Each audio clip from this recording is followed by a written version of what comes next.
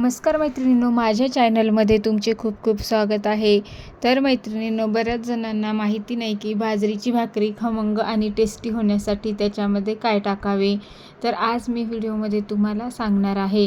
तर बाजरीची भाकरी खमंग आणि टेस्टी होण्यासाठी त्याच्यामध्ये आपण थोडे मीठ घाला, जेणेकरून भाकरी खूप टेस्टी आणि चविष्ट लागते। लहान मुलेसुद्धा खूप आवडीने खातात। तर मी याच्यामध्ये मीठ टाकून घेतलेले आहे आणि छान असे मळून घेतलेले आहे। तर मैत्रिणींनो, चॅनलवर तुम्ही जर नवीन असाल तर प्लीज चॅनलला लाईक करा, शेअर करा आणि सबस्क्राईब करायला विसरू नका। असेच नवनवीन व्हिडिओ पाहण्यासाठी चॅनलला नक्की सबस्क्राईब करा। काय करायचे आहे, असेच आपण छानपैकी मळून घ्यायचे आहे। मऊ मऊ मळून घ्यायचे आहे। आपल्या ताटाला थोडंही पीठ राहिलं नाही पाहिजे असे मळून घ्यायचे आहे। आणि त्यानंतर त्याला असं खरपूस भाजू द्यायची आहे भाकरी। तर मैत्रिणींनो, बऱ्याच जणांना असं ताटामध्ये भाकरी येत नाही, तर त्यासाठी मी तुम्हाला सांगणार आहे की भाकरी कशा पद्धतीने करायची आहे ते।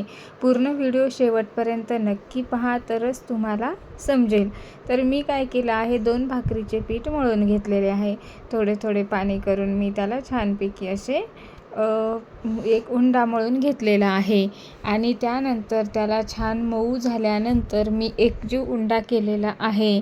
आणि तो उंडा त्यानंतर मी गोल गोल करून घेतलेला आहे, पाहू शकता तुम्ही। आणि मी इथे पोळपाट घेतलेला आहे। आता बऱ्याच जणांना अशा हातावर भाकरी आणि ताटामध्ये भाकरी येत नाही, त्यासाठी आपण पोळपाटावर भाकरी करायची आहे। तर मी पोळपाट घेतलेला आहे आणि त्याच्यावर त्याच्यामध्ये पीठ टाकलेलं आहे आणि पिठावर छानपैकी अशी भाकरी बनवून घ्यायची आहे। आता बऱ्याच जणांना येत नाही, तर मग आपण काय करायचे आहे, पोळपाटावर अशी भाकरी बनवून घ्यायची आहे। खूप सोपी आणि साधी ट्रिक आहे। खूप जणांना माहिती नाही पोळपाटावर भाकरी कशी करायची आहे ते। तर मी तुम्हाला हे सांगत आहे।